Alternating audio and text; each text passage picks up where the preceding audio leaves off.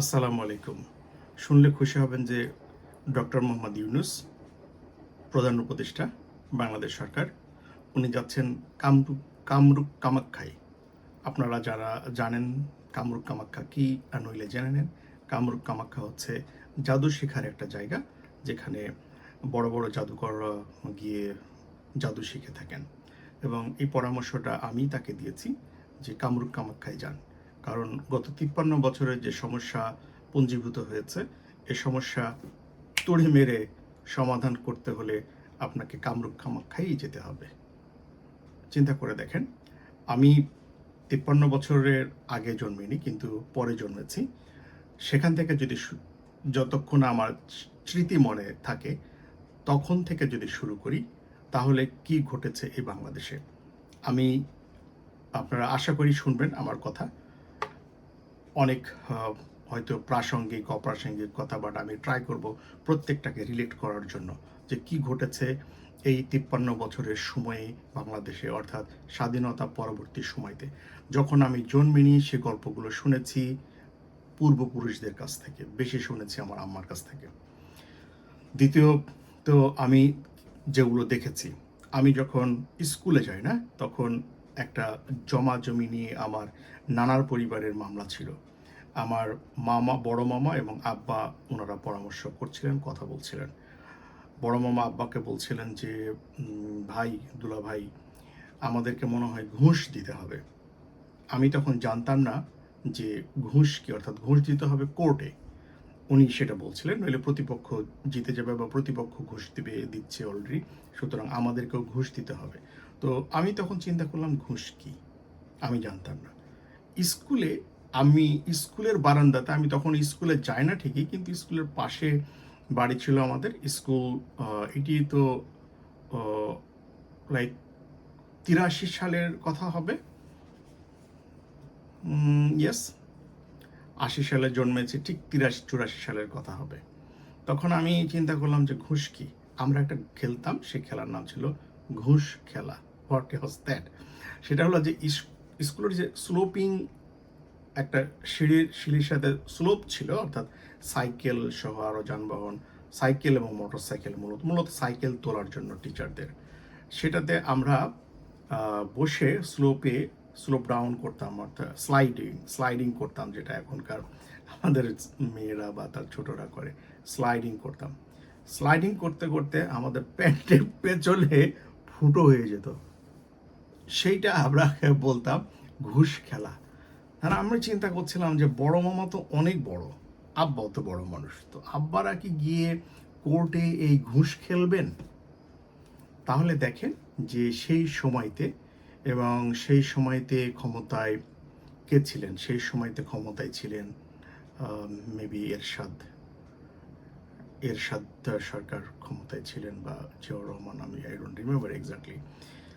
ঘুষ, সেই সূত্রপাত তো চলছিলই, ঘুষ এক এক করে বিভিন্ন জায়গায়, এবং অনিয়ম চলছিল। এবং এটি যদিও অপ্রিয়, বাট এটি এটি হচ্ছে এক ধরনের কি বলবো, আত্মঘাতী, তবুও স্বীকার করি। যখন আমরা বিভিন্ন পর্যায়ে, আমি একটু বড় হলাম, বাট আমি দেখেছি, আমি কাজে সরাসরি অংশ নিতে পারিনি, because I have my senior. তখন তখন যখন উপজেলা পর্যায়ে এরশাদ উপজেলা স্থাপন করেছিলেন, প্রণয়ন করেছিলেন, যখন উপজেলা পর্যায়ে বিভিন্ন গভর্নমেন্টের ডোনেশন, ত্রাণ, বিভিন্ন কিছু আসতো মূলত গরিবদের জন্য, তাই না? গরিবরা পেতেন কতটুকু, খুব সামান্য পেতেন। আর আমাদেরকে ইনভাইট করা হতো। ধরেন যে গরিবদের দেওয়া হতো 1 কেজি, আমাদের দেওয়া হতো 10 কেজি। এবং গরিব মানুষ যাদের জন্য আসতো এগুলা, তারা থাকতেন লাইনে দাঁড়িয়ে। আর আব্বা তো যেতেন না, বড় ভাই যেতেন, এবং ওনারা যেতেন পাশ কাটিয়ে। এবং বলা হতো যে যদি কোনো ব্যক্তি আওয়াজ তুলতেন, তার বলতো না না না, উনি তো মোজাম্মেল হক সাহেবের ছেলে। এবং মানুষ চুপ হয়ে যেত। শোষণ কতদিন থেকে হয়ে এসেছে, ব্রিটিশ বলেন, ইত্যাদি ইত্যাদি বলেন, শোষণের ধারাবাহিকতা 53 বছর থেকে পেয়েছি। এবার বিদ্যুতের কথা নিয়ে আমি আসলে কথা বলতে এসেছি। একজন ভাই বলেছেন যে $300 মিলিয়ন রেমিটেন্স এসছে, তো কি হয়েছে? বিদ্যুতের তো কোনো উন্নতি হয় নাই। বিদ্যুৎ ব্যবস্থা লোডশেডিংয়ের সাথে তো আমরা পরিচিত, আমার আজন্ম আমি পরিচিত যে লোডশেডিং পরিচিত, বিদ্যুৎ বৃষ্টি হলে বিদ্যুৎ চলে যায়, এর সাথে পরিচিত। গেল এই লোডশেডিং কি হলো? কমলো? দিন দিন বাড়লো। আমি শুধু এইটুকু বলবো যে দেখুন, মারাত্মক ধ্বংস কখন হয়েছে? 2001 থেকে 2006 সাল পর্যন্ত যে শাসন আমল ছিল, সে শাসন আমলে বিদ্যুৎ ব্যবস্থা বলতে কিচ্ছু ছিল না। 1 ঘন্টা যায়, এই কালচারটা তখন শুরু হয়েছিল। 1 ঘন্টা বিদ্যুৎ থাকবে, 1 ঘন্টা থাকবে না। এর পরবর্তীতে সংসদে সম্ভবত একজন বললেন, কোন এমপি আমার মনে পড়ে না, আইদার মেজর অলি বা বীর বিক্রম অলি, উনি অথবা সাবেক প্রেসিডেন্ট, উনি বললেন কিনা যে 2 ঘন্টা করা হোক, অর্থাৎ 2 ঘন্টা বিদ্যুৎ থাকবে, 2 ঘন্টা থাকবে না। কষ্ট আরও বেড়ে গেল। তখন আবার ফিরে আসলো 1 ঘন্টা থাকবে, 1 ঘন্টা থাকবে না। এই অবস্থার মধ্যে দিয়েই সরকার তার দায়িত্ব শেষ করলেন, কোনো উন্নতি না করে। বলে রাখি, বিদ্যুৎ ব্যবস্থার কোনো উন্নতি না করে তৎকালীন সরকার, বিএনপির সরকার, যদিও বলেন বিএনপি জামাত বা জামাতের তো করার কি ছিল সেখানে, যা করতেন সব ওনারাই করতেন, বিএনপি করতেন। তারপরে এই বিদ্যুৎ ব্যবস্থা এভাবে আসলো, তত্ত্বাবধায়ক সরকার আসলো, প্রধান ফখরুদ্দিন সাহেবের সরকার আসলেন, এবং তারা থাকলেন, নির্বাচন করলেন, চলে গেলেন। বিদ্যুৎ ব্যবস্থার কোনো উন্নতি হলো না। সামান্য কিছু হয়েছে কিনা আমি বলতে পারবো না। পরবর্তীতে শেখ হাসিনা আসলেন, বাংলাদেশ আওয়ামী লীগ, এবং উনি যেটা করলেন, উনি ট্যালেন্ট মানুষ, উনি সে কাজ করলেন। বিভিন্ন জায়গা থেকে টাকা খেয়ে, টাকা বিনিময়ে উনি রেন্টাল ইলেকট্রিসিটি শুরু করলেন। সাময়িকভাবে উন্নতির জন্য নিঃসন্দেহে এটি ভালো, কিন্তু দীর্ঘমেয়াদের জন্য অবশ্যই খারাপ, এবং সেই অবস্থা আপনারা টের পাচ্ছেন এখন। রেন্টাল বিদ্যুতের এক পর্যায়ে যখন প্রতিবাদ আসলো বিভিন্ন মহল থেকে, বিশেষ করে টকশো থেকে, তখন উনি অনেক কথা বললেন যে এই বিদ্যুৎ নিয়েই আপনারা ইলেকট্রিসিটি ব্যবহার করে ইলেকট্রিসিটির এসির মধ্যে বসে থেকে আবার ইলেকট্রিসিটি বা রেন্টাল বিদ্যুতের এগেনিস্টে কথা বলেন, বন্ধ করে দেওয়া হোক তাদের বিদ্যুৎ ব্যবস্থা, এভাবে কথা বললেন। কিন্তু আমার কথা হচ্ছে যে হ্যাঁ, অবশ্যই রেন্টাল সাময়িক সলিউশন ছিল, কিন্তু 15 বছরেও যে সরকার বিদ্যুৎ ব্যবস্থার সামান্য উন্নতি করতে পারে না, বিদ্যুৎ ব্যবস্থা অন্য দেশের হাতে তুলে দেওয়া হয়, যে দেশ যখন ইচ্ছা বিদ্যুৎ বন্ধ করবে, যখন ইচ্ছা দিবে, তারা বিদ্যুৎ ব্যবস্থা সেটাও করলো। তাদের কাছে এখন ডিউ আছে, ডিউ করেছেন বিগত সরকার, এখন ওনারা চিঠি দিয়েছেন বর্তমান সরকারকে, ইউনূস সাহেবের সরকারকে। এখন কথা হলো যে কোন চেরাক দিয়ে উনি চট করে রাতারাতি বিদ্যুৎ সেরে ফেলবেন বলেন তো? আমি কালকে দেখলাম যে যমুনা সার কারখানা বন্ধ হয়ে গেছে। যমুনা সার কারখানা কেন বন্ধ করেছেন ওনারা? যমুনা সার কারখানা একটা বৃহৎ সার কারখানা, অনেক উৎপাদন হলো সেখানে। যমুনা সার কারখানা বন্ধ করে আমি ইম্পোর্ট করব, ইম্পোর্ট নির্ভর হয়েছে। এটা কেন করেছিলেন বিগত সরকার, স্বৈর সরকার?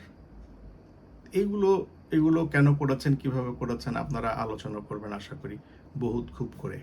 কিন্তু চট করে রাতারাতি বিদ্যুৎ ব্যবস্থা উন্নয়ন কেন? যে কোনো ব্যবস্থার কোনো উন্নতি ঘটবে না, চাঁদাবাজি হচ্ছে না। কারণ আমাদের কিভাবে আমরা নিজেরা নিজেদের বদনাম করব আমি বুঝতে পারছি না। যে চাঁদা নিচ্ছেন, তারা চাঁদা নিচ্ছেন, একদিকে দলীয় প্রধানরা বলছেন না নিবেন না, ওনারা নিতে আছেন। দলীয় প্রধান এবং তারেক জি এখন কি বলছেন? ষড়যন্ত্র চলছে, ষড়যন্ত্রকারীদের বিরুদ্ধে রুখে দাঁড়াতে হবে। ভাই, ষড়যন্ত্রকারীদের বিরুদ্ধে রুখে ধরবেন কেন? বড় বড় নেতা আছেন, আমরা জানি, দেখছি। আমার এক বন্ধু আছেন যিনি বিএনপির নেতা, উনি চাঁদাবাজি করছেন না, চাঁদাবাজিদের প্রোটেক্ট করার চেষ্টা করছেন। উনার ওপরে যিনি আছেন, যিনি কিনা চিন্তা করছেন যে আমি এমপি ইলেকশন করব, উনি তো পৃষ্ঠপোষকতা করছেন। তাহলে ধরেন না ওনারা ধরেন, পুলিশকে সহযোগিতা করেন ধরতে, আইন শৃঙ্খলা বাহিনীকে সহযোগিতা করেন ধরতে, মানুষকে ভালোবেসে ক্ষমতায় যান, এবং যতদিন ভালোবাসবেন ক্ষমতায় থাকতে পারবেন। আপনি আপনি আপনি আপনাদেরকে বলতে হবে না, আপনারা আর বড় পরিবারের সন্তান, আপনারা দীর্ঘ সময় থেকে, না আমি বলবো না যে আপনি আমার চাইতে বেশি সময় থেকে রাজনীতি করছেন, বাট হ্যাঁ আপনারা বড় রাজনীতি করছেন, সুন্দর কথা বলতে পারেন মেবি, কিন্তু এগুলো তো প্রোটেক্ট করতে পারছেন না কেউ। আর যারা এই সকল কথা বলছেন যে রাতারাতি বিদ্যুৎ ব্যবস্থার উন্নতি করতে হবে, ভাই আপনি আপনার পরিবারে রাতারাতি কোন ব্যবস্থার পরিবর্তন করতে পারেন? পকেটে টাকা নিয়ে তো দাঁড়ে দাঁড়ে ঘুরতে হয়। সিম্পল একটা, এখানে যদি আমি আমি আমেরিকা থেকে বলছি, আমি আমেরিকার মতো জায়গায় যদি আজকে এখন একটা প্লাম্বিংয়ের কাজ দরকার হয়, নষ্ট হয়, মানে শিওরেজ লাইন হোক, একটা ওয়াটার সাপ্লাই ডিস্টার্ব দেয়, আপনি এখানে অনেক ব্যবস্থা রয়েছে, অনলাইন সার্ভিস রয়েছে, ইনস্ট্যান্ট আসবে, তবুও আপনি পাবেন না, অনেক সময় পাবেন না। You have to wait, everything needs time. আর যে ব্যবস্থা আমাদের পূর্বসূরীরা করে গেছেন, তাতে এখন যারা আছেন তারা হঠাৎ করে কোনো কিছু করতে পারবেন না। ধৈর্য ধরেন, সময় দেন, অযথা ফেসবুক, ইউটিউব ইত্যাদি মিডিয়ায় ঝড় তুলে কোনো লাভ হবে না। ধৈর্য ধরেন, ধৈর্য ধরেন, তাতে আপনারা সম্মান বাড়বে, মানুষ আপনাকে বোকাই বলে, আপনারা সম্মান পাবে, আমাদের প্রবলেম সলভ হবে, সবাই মিলে দেশ গড়েন আসেন। যে সুযোগ এসছে, এই সুযোগ আমাদের, আমি মনে করি যে এবার যদি না করেন, এবং ডক্টর ইউনূস স্যারও এই কথা বলেছেন যে এইবারের মতো এই সুযোগটা এবার কাজে যদি না লাগানো হয়, আর কোনো দিন এই সুযোগ আসবে না। আশা করি আমার কথা বুঝতে পেরেছেন। ভালো থাকবেন, সুন্দর থাকবেন। আল্লাহ হাফিজ, আসসালামু আলাইকুম।